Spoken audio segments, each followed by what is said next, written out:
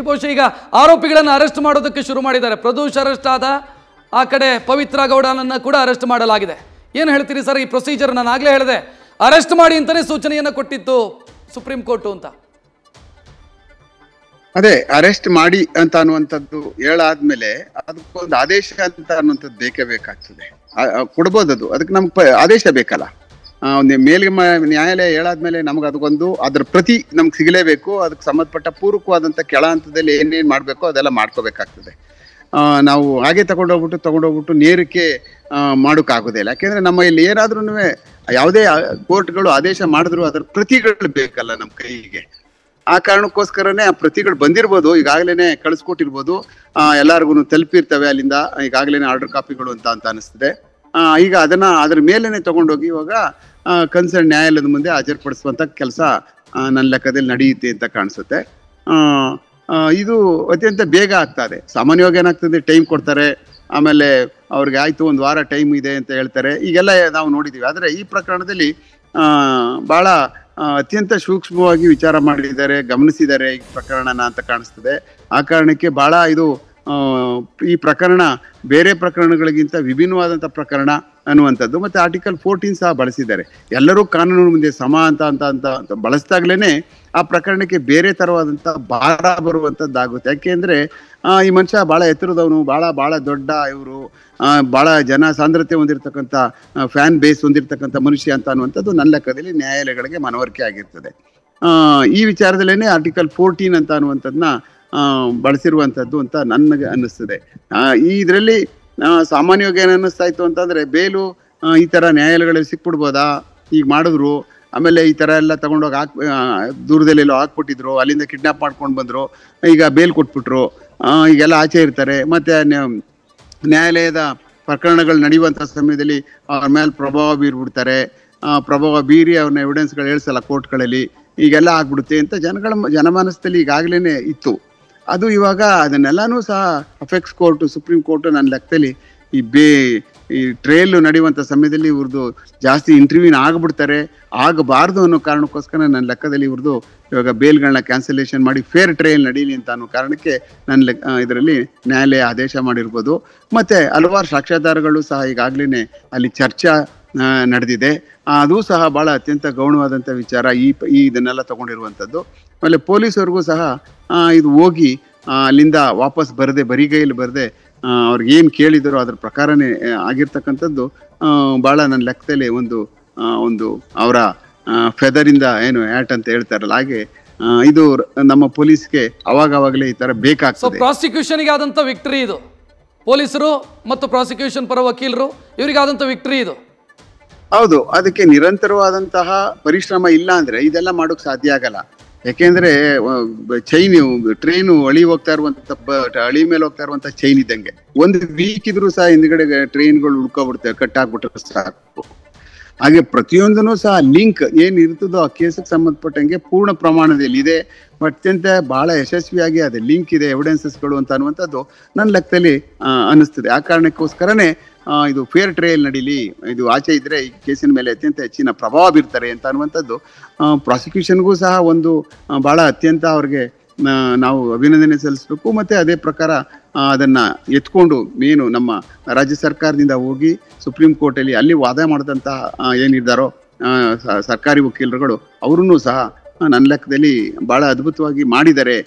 ಪೊಲೀಸ್ನ ಒಂದು ಗರಿನ ಮೇಲಕ್ಕೆ ತಗೊಂಡೋಗಿದ್ದಾರೆ ಅಂತ ನನ್ಗನ್ನಿಸ್ತು. ಸರ್, ಒಬ್ಬ ಅಂಡರ್ ಟ್ರಯಲ್ ಪ್ರಿಸ್ನರಿಗೆ ಬೇಲ್ ಪಡೆಯೋದು ಆತನ ಹಕ್ಕು. ಬಟ್ ಇಲ್ಲಿ ಈ ಕೇಸಲ್ಲಿ ಬೇಲ್ ಪಡೆಯೋ ಸಂದರ್ಭದಲ್ಲಿ ಅವ್ರು ತೋರಿದಂಥ ವರ್ತನೆಗಳು, ಜೈಲಲ್ಲಿ ಅವರು ಮಾಡಿದಂಥ ವರ್ತನೆಗಳು ಅದೇ ಮುಳುವಾಯ್ತಾ ಅಂತ ಪ್ರಶ್ನೆ ಇರೋದು. ಯಾಕಂತಂದ್ರೆ ಸುಪ್ರೀಂ ಕೋರ್ಟ್ ಹೇಳಿದೆ VVIP ಟ್ರೀಟ್ಮೆಂಟ್ ಪಡ್ಕೊಂಡಿರುವಂಥ ವಿಚಾರವನ್ನ, ಸರ್ಕಾರಕ್ಕೂ ಕೂಡ ಎಚ್ಚರಿಕೆಯನ್ನು ಕೊಟ್ಟಿದೆ, ಇನ್ನೂ ಈ ರೀತಿ ಆಗಬಾರದು ಅಂತ. ಸತ್ಯ, ನೀವೇನು ಹೇಳ್ತಾ ಇರುವಂತ ಮಾತುಗಳೆಲ್ಲ ಸತ್ಯ ಈ ಕೇಸಲ್ಲಿ. ಯಾಕೆಂದ್ರೆ ಎಲ್ಲಾ ಸಹ ಡಿಜಿಟೈಸ್ ವೈಸ್ ನಾವು ನೋಡಿದೀವಿ. ಮತ್ತೆ ಆಚೆ ಬಂದಂತ ಸಮಯದಲ್ಲೂ ಸಹ, ಆಚೆ ಬಂದಾದ್ಮೇಲೆ ನಡ್ಕೊಂಡಂತದ್ದು ನೋಡಿದೀವಿ, ಜೈಲಿನಲ್ಲಿ ಇದ್ದಾಗ್ಲೂ ಸಹ ನೋಡಿದೀವಿ. ಇವೆಲ್ಲ ಸಹ ಮೊದಲಂಗಲ್ಲ. ಈಗೆಲ್ಲಾ ಕೋರ್ಟ್ಗಳು ಮತ್ತೆ ಎಲ್ಲನೂ ಸಹ ಸಾಕ್ಷ್ಯಾಧಾರಗಳನ್ನಾಗಿ ಪರಿಗಣಿಸುವಂಥದ್ದು, ನೋಡುವಂಥದ್ದು, ಮತ್ತೆ ಅದ್ರ ಮುಖಾಂತರ ಒಂದು ಇನ್ಫರೆನ್ಸ್ ಡ್ರಾ ಮಾಡುವಂಥದ್ದು ಆದ್ರಿಂದ ನಾವು ಏನೇ ಮಾಡಿದ್ರು ಸಹ ಆಚೆ ಬಂದು ನಮ್ಮ ನಡವಳಿಕೆಗಳನ್ನ ಬದಲಾವಣೆ ಮಾಡ್ಕೊಳ್ಳೋದು ಹೊರತು ನಾವುಗಳು ಬಂದಂತ ಆಚೆ ಬಂದಂತ ಏನು ಕಾರಣ ಇರ್ತದೋ ಅದನ್ನ ಪೂರ್ಣ ಪ್ರಮಾಣದಲ್ಲಿ ನಡೆಸೋದು ಹೊರತು ಇದೊಂದು ಎಚ್ಚರಿಕೆ ಗಂಟೆ. ಇನ್ ಮುಂದೆ ಈ ತರ ಬರೋಕ್ಕಾಗಲ್ಲ. ನೀವು ಹಾಸ್ಪಿಟ್ಲಿಂದ ಹೋದವ್ರಿಗೆಲ್ಲ ಕಾಯಿಲೆ ಬರ್ತದೆ, ಗೊತ್ತಲ್ಲ ನಿಮ್ಗೆ. ಸಾಮಾನ್ಯವಾಗಿ ಜೈಲಿಗೆ ಹೋದ್ರೆ ಬಂದೇ ಬರುತ್ತೆ ಬಿಡಿ, ಯಾಕಂದ್ರೆ ಪ್ರೆಷರ್ ಹಂಗಿರುತ್ತೆ, ಸ್ಟ್ರೆಸ್ ಹಂಗಿರುತ್ತೆ ಜೈಲಿಗೆ ಹೋದಾಗ. ಆ ಕಾರಣಕ್ಕೋಸ್ಕರನೇ ಇವ್ರು ಬೇಡ ಅಂದ್ರೂ ಕಾಯಿಲೆ ಬರ್ತಕ್ಕಂಥದ್ದು ಆಗುತ್ತೆ. ಬಂದಾದ್ಮೇಲೆ ಅದಕ್ಕೆ ಅವರು ಟ್ರೀಟ್ಮೆಂಟ್ಗಳು ತಗೊಳ್ಳುವಂಥದ್ದು ಮತ್ತೆ ಅದನ್ನ ವಾಸೆ ಮಾಡ್ಕೊಳ್ಳುವಂಥದ್ದು ಹಲವಾರು ನಾವು ನೋಡಿದೀವಿ ಈಗಾಗ್ಲೇನೆ.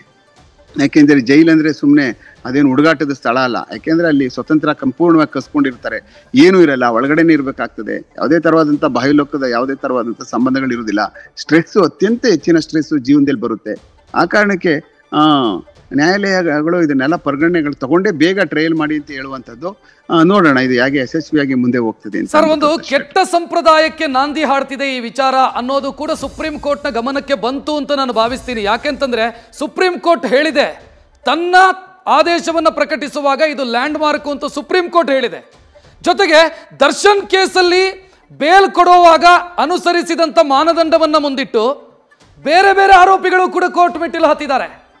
ನಾನು ಒಂದು ಕೇಸನ್ನು ಹೇಳ್ಬೋದು, ನೇಹಾ ಹಿರೇಮಠ್ ಕೇಸ್ನ ಆರೋಪಿ ದರ್ಶನ್ಗೆ ಬೇಲ್ ಕೊಟ್ಟಿದ್ದಾರೆ, ಅದೇ ಆಧಾರದ ಮೇಲೆ ನನಗೂ ಕೊಡಿ ಅಂತ ಕೋರ್ಟ್ ಮಾಡಿದ್ದಾರೆ ಕೋರ್ಟಲ್ಲಿ. ಸೊ ಇದು ಕೆಟ್ಟ ಸಂಪ್ರದಾಯಕ್ಕೆ ನಾಂದಿ ಹಾಡುತ್ತೆ ಅಂತ ಕೋರ್ಟ್ ಏನಾದರೂ ಭಾವಿಸಿರುವಂತ ಸಾಧ್ಯತೆ ಇದೆಯಾ ಸರ್? ಹೌದು ನೋಡಿ, ಯಾವುದೇ ಮಡ್ರಾಸ್ ಕೋರ್ಟೆ ಆಗಲಿ, ಅಲಹಾಬಾದ್ ಹೈಕೋರ್ಟೆ ಆಗಲಿ, ಯಾವುದೇ ಗುಜರಾತ್ ಕೋರ್ಟ್ಗಳೇ ಆಗಲಿ, ಎಲ್ಲೇ ಆದ್ರೂ ಒಂದು ಅಪೆಕ್ಸ್ ಕೋರ್ಟ್ ಒಳಗಡೆ ಈ ತರದೊಂದು ಆದಾಗ AR ಮತ್ತೆ ಆಲ್ ಇಂಡಿಯಾ ರಿಪೋರ್ಟ್ಗಳಲ್ಲಿ, ಜರ್ನಲ್ಗಳಲ್ಲಿ ರಿಪೋರ್ಟ್ ಆಗ್ತವೆ. ಈ ತರ ಗ್ರೌಂಡ್ಸ್ ಒಳಗಡೆ ಅವ್ರು ಬೇಲ್ ಸಿಕ್ಕಿದೆ, ಈ ತರ ಗ್ರೌಂಡ್ಸ್ ಒಳಗಡೆ ರಿಜೆಕ್ಟ್ ಆಗಿದೆ ಅಂತದನ್ನ ಅಡ್ವೊಕೇಟ್ಗಳು ಅದನ್ನ ವಾದ ಮಾಡುವಂತ ಸಮಯದಲ್ಲಿ ಅದರದ ತೀರ್ಮಾನವಾದಂತಹ ಒಂದು ಆರ್ಡರ್ ಕಾಪಿಗಳನ್ನ ಸೇರಿಸುವಂತದ್ದು ನ್ಯಾಯಾಲಯಕ್ಕೆ. ಈಗಾಗಿದೆ ಈ ತರ ಇರ್ತಕ್ಕಂಥ ಒಂದು ಪ್ರಕರಣ, ಸಿಮಿಲರ್ ಪ್ರಕರಣದಲ್ಲಿ ಈಗಾಗಿದೆ, ನೀವು ನಮಗೆ ಕೊಡಬೇಕು ಅಂತ ಅನ್ನುವಂಥದ್ದು ಕೇಳುವಂಥದ್ದು ನಾವು ಹಲವಾರು ಪ್ರಕರಣಗಳನ್ನ ನಾವು ನೋಡ್ತೀವಿ. ಹಾಗೆ ಯಾವುದೇ ಒಂದು ಜಡ್ಜ್ಮೆಂಟ್ಗಳಾದಾಗ ಅವೆಲ್ಲ ಸೇರ್ಕೊಳ್ತವೆ. ಖಂಡಿತವಾಗ್ಲೂ ಸೇರಿ ಆ ಪ್ರಕರಣಗಳಲ್ಲಿ ಏನು ವಾದ ವಿವಾದಗಳು ನಡೆದಾದ್ಮೇಲೆ ಮತ್ತೆ ಬೇರೆ ಬೇರೆ ಕೋರ್ಟ್ಗಳಲ್ಲಿ ಏನೇನೆಲ್ಲ ನಡೆದಿರ್ತಾವೋ, ಆದೇಶಗಳು ಹೊರಬಿದ್ದಿರ್ತಾವೋ, ಅವು ಸಹ ಈ ಪ್ರಕರಣಗಳಲ್ಲಿ ಚರ್ಚೆಗೆ ಬರ್ತಕ್ಕಂಥ ವಿಷಯಗಳಾಗಿರ್ತವೆ. ಆ ಕಾರಣಕ್ಕೋಸ್ಕರನೇ ಇದೊಂದು ಲ್ಯಾಂಡ್ ಮಾರ್ಕ್ ಜಡ್ಜ್ಮೆಂಟು ಅಂತ ಅನ್ನೋದ್ರಲ್ಲಿ ಏನು ತಪ್ಪೇನಿಲ್ಲ.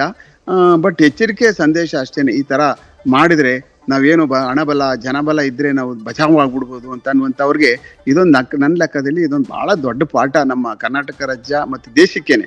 ಆ ಕಾರಣಕ್ಕೆ ಏನೇ ಮಾಡಿದ್ರು ಸಹ ಬಹಳ ಅತ್ಯಂತ ಎಚ್ಚರಿಕೆಯಿಂದ ಜೀವನ ಮಾಡಬೇಕು. ಕಾನೂನಿನಡಿ ಎಲ್ಲರೂ ಸಮ, ಯಾವ ಕಾರಣಕ್ಕೂ ಯಾರಿಗೂ ಸಹ ಕಾನೂನು ಬೇರೆ ಬೇರೆ ಮಾಡಲ್ಲ ಅಂತ ಅನ್ನುವಂಥದ್ದು ಈ ಪ್ರಕರಣ ಅತ್ಯಂತ ಎತ್ತರವಾದಂಥ ನಿದರ್ಶನ. ಶೆಟ್ರೆ, SK ಉಮೇಶ್ ಸರ್, ಅಂದ್ರೆ ಈಗ ಆರೋಪಿಗಳನ್ನ ಅರೆಸ್ಟ್ ಮಾಡ್ತಾ ಇದ್ದಾರೆ, ಒಬ್ಬೊಬ್ಬರನ್ನೇ ಅರೆಸ್ಟ್ ಮಾಡೋದಕ್ಕೆ ಶುರು ಮಾಡಿದ್ದಾರೆ. ನೆಕ್ಸ್ಟ್ ಪ್ರೊಸೀಜರ್ ಸೇಮಾ ಸರ್? ಅದೇ ಮೆಡಿಕಲ್ ಮಾಡಿಸೋದು, ನ್ಯಾಯಾಧೀಶರ ಮುಂದೆ ಹಾಜರುಪಡಿಸೋದು, ಇಲ್ಲಿ ಕಸ್ಟಡಿ ತೆಗೆದುಕೊಳ್ಳಲ್ಲ, ನೇರವಾಗಿ ಜೈಲಿಗೆ ಕಳಿಸೋದು, ಸೇಮ್ ಪ್ರೊಸೀಜರಾ ಸರ್?